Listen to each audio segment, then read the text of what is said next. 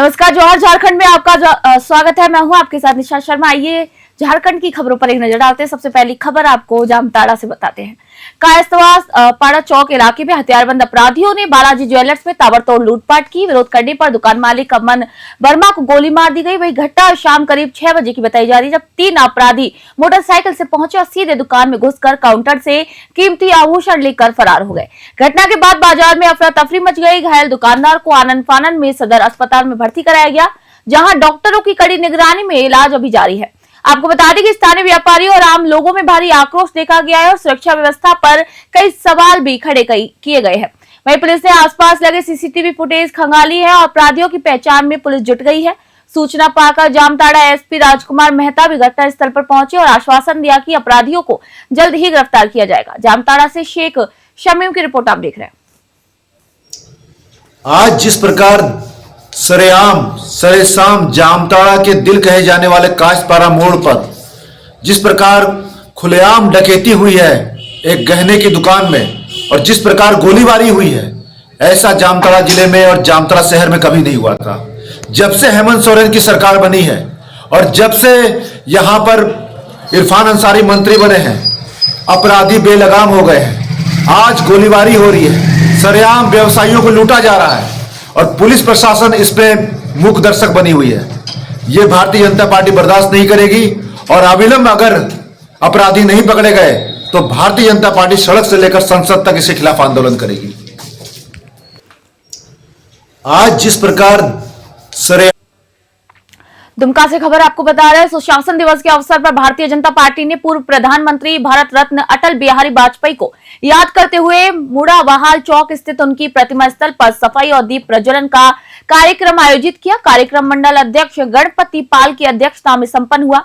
भाजपा कार्यकर्ताओं ने प्रतिमा स्थल की साफ सफाई की और संध्या समय दीप प्रज्वलित कर अटल जी को श्रद्धांजलि अर्पित की और इसी दौरान उनके आदर्शों और सुशासन की परंपरा को याद किया गया। वही कार्यक्रम के अंत में सभी ने अटल जी के मार्ग पर चलने, सुशासन को जन जन तक पहुंचाने और राष्ट्र सेवा के लिए समर्पित रहने का यहां पर संकल्प लिया। इस पहल के माध्यम से भाजपा ने अटल बिहारी वाजपेयी के विचारों को आगे बढ़ाने का भी संदेश दिया। दुमका से आशीष यादव की रिपोर्ट आपको बता रहे हैं।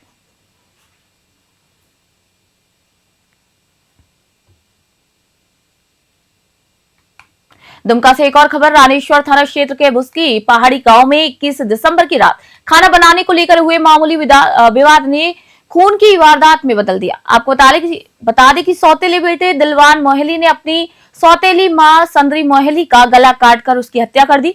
घटना की जानकारी मिलने पर मृतका के बेटे सुनील मोहली के आवेदन पर थाना में दर्ज की गई। पुलिस ने 23 दिसंबर की शाम मुख्य आरोपी दिलवान मोहली को गिरफ्तार किया। पूछताछ में आरोपी ने अपना जुर्म कबूल किया है। पुलिस ने आरोपी के घर से हत्या में प्रयुक्त लोहे का हंसुआ और खून से सनी टी शर्ट भी बरामद की है। रानीश्वर थाना प्रभारी बलराम कुमार सिंह और अन्य अधिकारी इस कार्रवाई में शामिल थे।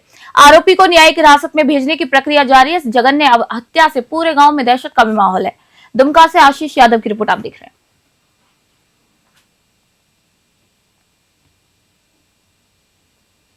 दुमका में कड़ाके की ठंड से जूझ रहे जरूरतमंदों के लिए भारतीय रेड क्रॉस सोसाइटी दुमका शाखा आगे आई। मंगलवार देर शाम चेयरमैन डॉक्टर राजकुमार उपाध्याय के नेतृत्व में टीम ने शहर के विभिन्न इलाकों में कंबल वितरण किए हैं। रेड क्रॉस टीम ने मेडिकल कॉलेज, अस्पताल परिसर, धर्मस्थान चौक, सिंधी चौक, दुधानी सहित कई जगहों पर बुजुर्ग, मानसिक रूप से असहाय और जरूरतमंद लोगों को चिन्हित कर उन्हें ठंड से बचाव के लिए कंबल प्रदान किए हैं। मेडिकल कॉलेज अस्पताल के बरामदे में पतली चादर ओढ़े लोग कंबल पाकर राहत महसूस करते हुए नजर आए। रेड क्रॉस के सचिव डॉक्टर अमरेंद्र कुमार यादव ने बताया कि ये पहल सामाजिक सरोकार के तहत की गई और भविष्य में ऐसे कार्यक्रम भी जारी रहेंगे। इस पहल से जरूरतमंदों को ठंड से राहत मिली और समाज में मानवीय संवेदना का भी एक संदेश गया। दुमका से आशीष यादव की रिपोर्ट आप देख रहे हैं।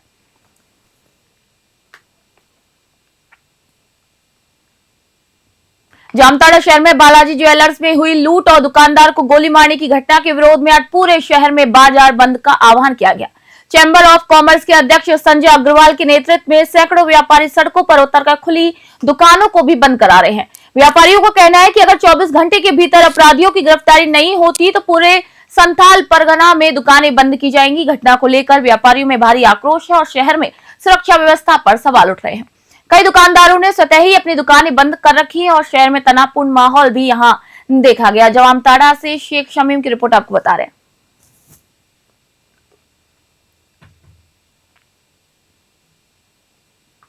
जामताड़ा में नाला प्रखंड क्षेत्र में मुख्यमंत्री ग्राम सेतु योजना के तहत सिंदूरकुनिया और साकर जोरिया गांव के बीच प्रस्तावित उच्च स्तरीय पुल का शिलान्यास झारखंड विधानसभा अध्यक्ष रविंद्रनाथ महतो ने नारियल फोड़कर और पूजा अर्चना के साथ किया। शिलान्यास के दौरान क्षेत्र में उत्सव का माहौल रहा। स्थानीय ग्रामीणों ने ढोल नगाड़ों, पुष्पगुच्छ और नारों के साथ अध्यक्ष का भव्य स्वागत किया। वर्षों से प्रतीक्षित ये पुल लगभग 2.75 करोड़ रुपए की लागत से बनकर बरसात के दिनों में भी आवागमन सुनिश्चित करेगा। वहीं सभा को संबोधित करते हुए रविंद्रनाथ महतो ने कहा कि ये पुल सिर्फ 2 गांवों को जोड़ने का माध्यम नहीं बल्कि पूरे क्षेत्र के विकास की मजबूत नींव है। इससे शिक्षा, स्वास्थ्य, कृषि और व्यापार को गति मिलेगी, किसानों को बाजार तक सुविधा होगी और विद्यार्थियों और मरीजों के लिए सुरक्षित मार्ग सुनिश्चित होगा। शिलान्यास में प्रशासनिक अधिकारी, जनप्रतिनिधि और बड़ी संख्या में स्थानीय नागरिक भी मौजूद रहे। जामताड़ा से शेख शमीम की रिपोर्ट आपको दिखा रहे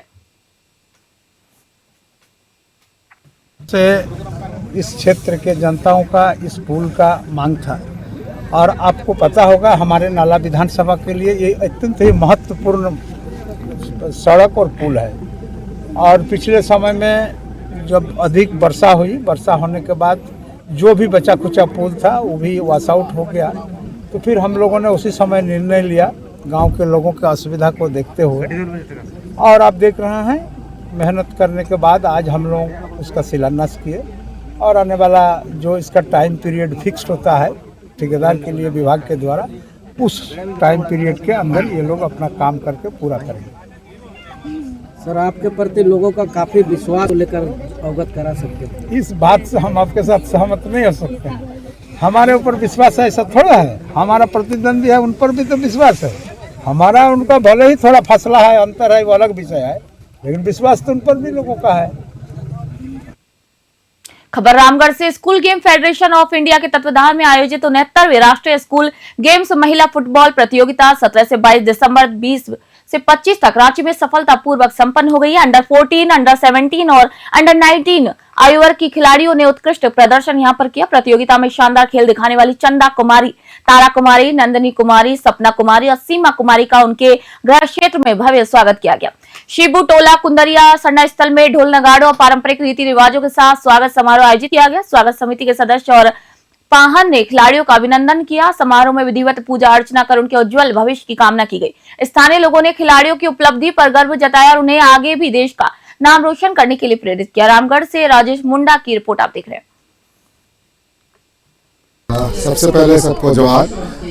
इस बार जो SGFI के लिए जो नेशनल स्कूल लेवल का नेशनल गेम होता है उसमें हमारे बच्चों का 3 बच्चों का सिलेक्शन हुआ था। इस बार अंडर 14 के लिए 2 बच्चों का, तारा और चांद दोनों जुड़वा है, और अंडर 17 के लिए नंदनी कुमारी हुई थी जो विनर बनी अंडर 17 में, और अंडर 14 में रनर बनी।